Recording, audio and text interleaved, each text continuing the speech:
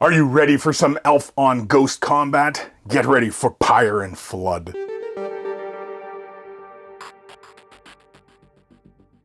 Hi there, Chris here with another unboxing for you all. In this video, we are going to take a look at the Warhammer Age of Sigmar WarCry Pyre Flood, the game of skirmish combat within the mortal realms of the Age of Sigmar. And yes, it is Lumineth, Realm Lords, and the Pyregheists. Yes, very, very cool. Big thank you to Games Workshop for sending me a review copy of this box. Big thank you to my patrons for their support and continued support. And a big thank you to everybody here on the YouTubes clicking that membership button. Big thank yous to you all. Warhammer Age of Sigmar WarCry. Yes, we are looking at, holy cannoli, let's look at the back of the box as this is quite a bit of here. The Ydrilan Riverblades, the Idol of the Old Ones, and the Pyregheists. Very, very cool. This box contains a 64-page Warband tome, Pyre Flood, 14 fighter cards, 3 ability cards, 3 divider cards, 42 battle plan cards, 1 Idol of the Old Ones scenery piece, and it includes 18 Citadel miniatures, 10 Ydrilan, I'm sure I'm saying that wrong, Riverblades, and 8 Pyregheists. That's pretty darn cool. It's only 8 of them in here. So I guess these 5 and these 3. Torch Wraiths, Balefire Guard, Flame Wraiths, and Deacon of Flames. He's very, very cool looking. Oh, I like the effect they did on that transition of the ghosty there. I don't know why, but I really enjoyed the ghosts in this Age of Sigmar. They're just so darn fun and so straightforward and so simple, and yet, you know, you can do all sorts of stuff with, you know, creating interesting little looks for them and everything like that. And of course, yes, the Lumineth Realm Lords, it is Crest Dancers, Stream Runners, and the Pyre Flood Seneschal. Very, very cool. Oh, that models are actually really cool. Always got a little sign. Oh, very, very cool. And of course, the terrain piece is very, very interesting. This is not a complete thing, as the WarCry core book is required to use the rules and contents of this box. So this is just a supplement. This is not a all-in-one box, so be mindful of that. For everybody out there who is considering picking up this box, you are going to need the WarCry core rules to use this stuff. So with that, be warned. Actually, these torch wraiths are actually kind of really cool looking too. They're all really cool. I mean, this one here is just wild looking. Anyway, let's bust out the trusty rusty blade of destiny here. This box came supplied to me taped up and not cellophane, not shrink wrapped, not in plastic wrap, which is kind of saddening, but you know, it is what it is. Aww. I'm a little disappointed now. I'm more disappointed. Never mind the fact that it didn't come in shrink wrap, but also, hello. Anyway, let's open this up and let's have a look-see. And yeah, let's see what we're in for here.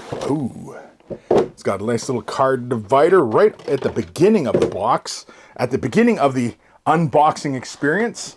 Is there anything on it? No, there's nothing on it. It's just card. Just the Warhammer. Anybody who wants that Warhammer logo for themselves, you know, there you go. You got it. You got it. You can relax now. All right. So we're looking at the Flood, the Lumineth. Oh man, they're so fancy. Look at these guys just leaping all over the place. Very, very cool. And as far as I know, these are brand new sculpts, and the 2024 date on the frame tells me so. Here are the Pyregheists. Oh man, look at all the flowiness. Yeah, I like this one here with these things, little braziers. Very, very cool. Yeah, I'm excited. I am excited. And then here is, holy cannoli, this big old terrain piece is like a bunch of pieces. I thought it was going to be kind of one big thing, but nope, I was wrong. It's pretty cool looking piece of terrain though. I like all the little details on it. It's pretty wild. It's pretty wild. We also get a whole bunch of bases. We get our cards here. We'll have a quick look at that in a moment. We also get our instruction guide. Let's have a quick look at that for a moment. So our instruction, actually, let's move this out of the way here. All right, so let's have a look at the instruction guide. We are looking at 8 28 mil bases, 9 32 mil bases, and 1 40 mil base. It's got 3 big frames, pretty straightforward. Even the leader has some options. Oh, isn't that interesting? That is interesting. So what's the difference? He's the Deacon of Flame with the Pyre Keeper's Tongs. He's the Deacon of Flames with the Brazier Staff. Okay. Oh, so you change out his head and his staff. Okay, sure. I mean, some options. I didn't even think he had options, but apparently he's got options. So, you know, all the power to him, really. The ghosties. Oh, even the ghosties have a little bit of option to them too. Whichever weapon, whichever way you want to config them. Actually, kind of like him holding his staff outwards like that, whereas he's holding it two-handed. That's kind of cool either way. The fire ghost duders do not have any options. They are pretty much straightforward. So there is that. Then we get over to the Riverblades. I'm gonna stop trying to pronounce that first word. What is it? Ydrilan? Anyway. First character, the Seneschal, has no options, but the rest of the units looks like they do have some options, because you got dual wielding weapons, big old staff, and then some, looks like an archery blade or something. It looks like a quiver of arrows on the back. Yeah, it looks like a quiver of arrows. So yeah, it looks like there's some options here. Very, very interesting. Yeah, the war dancers, or whatever they're called, the stream runners, dual blades or dual axe. Very, very cool. Yeah. So there are some build options with this. I think that is very, very cool. You know, these things actually kind of remind me more of like Harlequins in fantasy kind of thing, right? That's what they kind of remind me of. The Pyregheists, though, are very, very interesting. The big old piece of terrain. Yeah, I was fooled. I thought the big old piece of terrain was like probably like 1 or 2 pieces, but no, it's apparently like 20 pieces. So for everybody who loves building some terrain, get ready, because you're going to build terrain. You even got to glue in the gemstone. You have to glue in the gemstone. All right, and that is the instruction guide, and also in the box is the book, and that is it.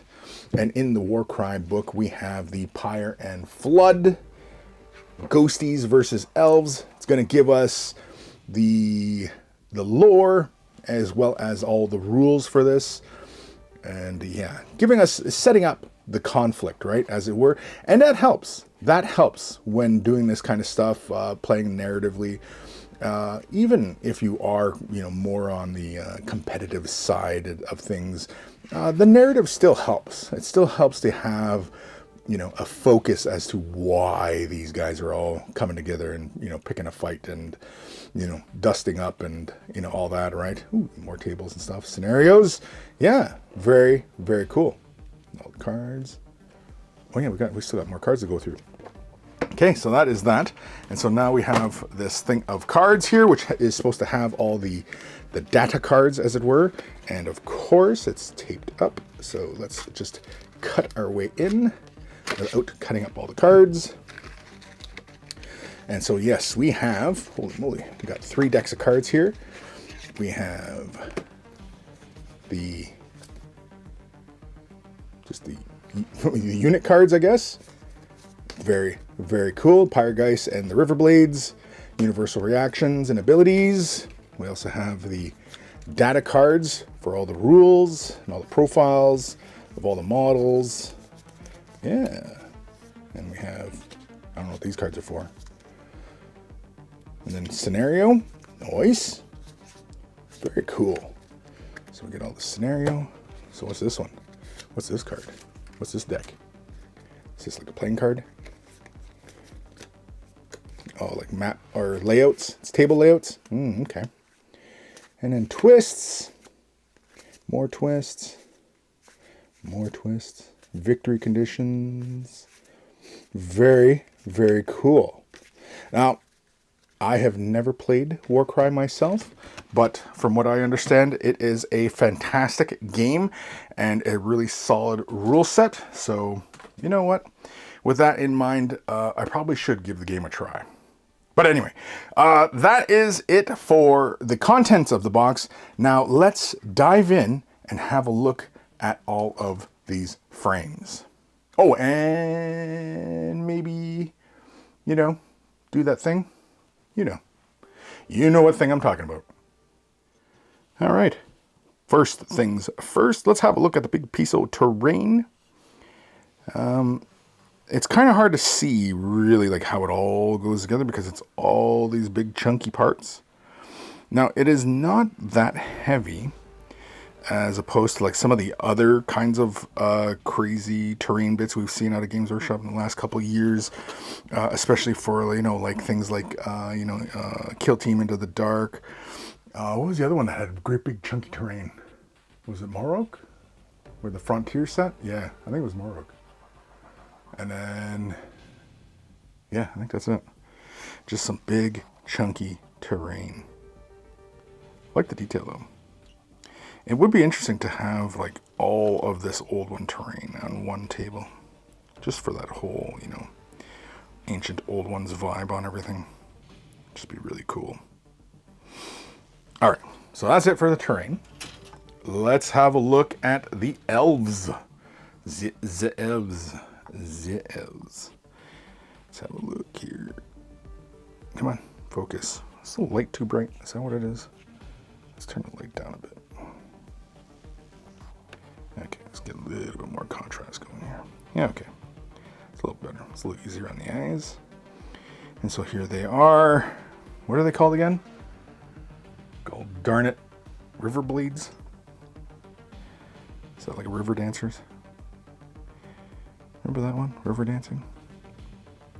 People still do that? I'm sure somebody's still doing it. I like that. You know why this weapon is so popular? The Sai.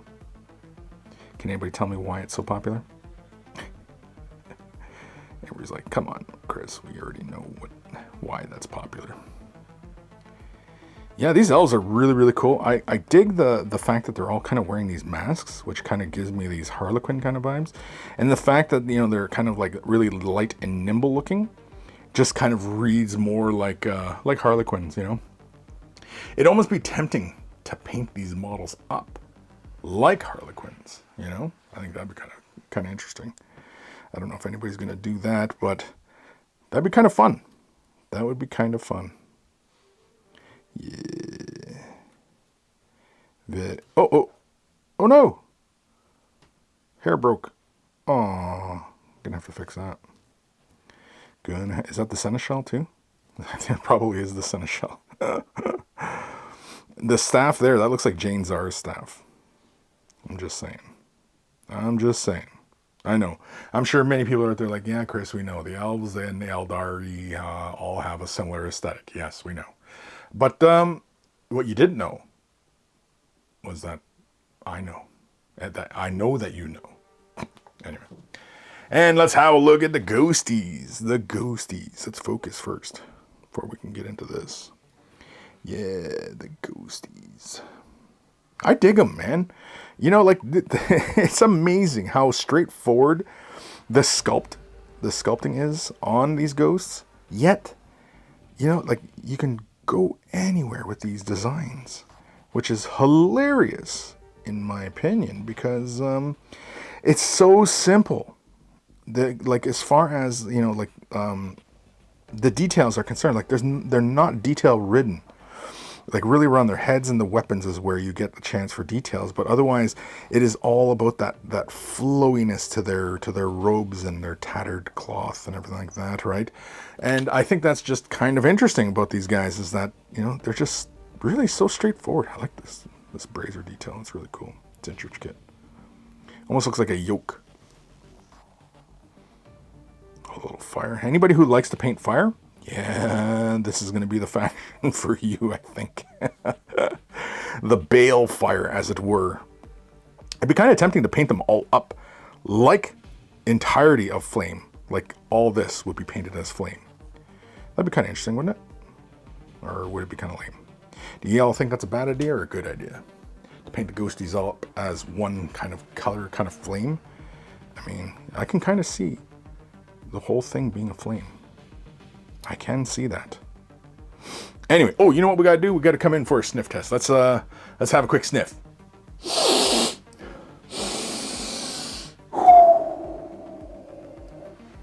Elves and ghosts. Yeah, well, you know, Pyregheists and river dancers. Yeah, you know, it's gonna smell. Where's Michael Flatley when you need him? Anyway, let's get back to the rest of the video. That is our look at unboxing the latest Warhammer Age of Sigmar, WarCry, Pyre, and Flood. Big thank you to Games Workshop for sending me a review copy of this box. Big thank you to my patrons. Without your support and continued support, this channel would not be able to continue to do what it is that I do. And so a huge thank you to all of you. Also, big thank you to everybody here on the YouTubes clicking that membership button. Big thank yous to you all. If you're not able to support monetarily, i.e. money, thumbing up the video, liking, following, subscribing, commenting, ringing the bell, all help the channel as well. And all it takes is a couple clicks of a button, and you're helping me out a great deal. And a huge thank you to everybody who takes the time to do that. Take care of your brushes, they'll take care of you, and I will see you in the next unboxing. Or useless review.